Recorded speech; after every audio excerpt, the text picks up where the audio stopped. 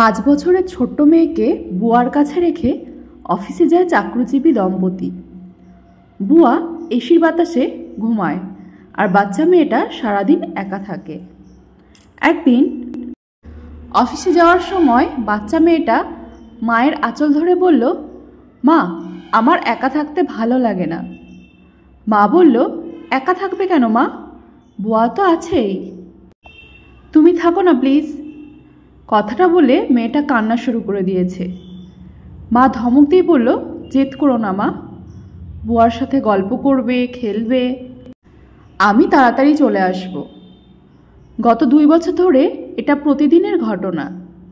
রাতে স্বামী স্ত্রী দুজনে ফিরে নিজেদের মতো থাকেন। মাথা ব্যথা, অ্যাসিডিটি, ক্লান্ত হয়ে ঘুমিয়ে পড়েন।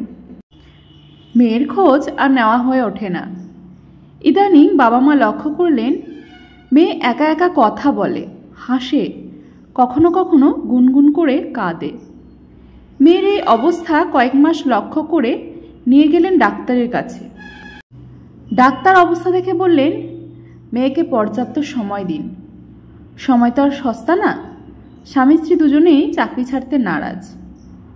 ফলস্বরূপ ফুলের মতো ফুটফুটে মেয়েটা এখন সারাদিন চুপ করে থাকে, কথা বলে না কারোর সাথে, একাই হাসে, একাই কাঁদে। শেষ পরিণাম বুদ্ধি প্রতিবন্ধী।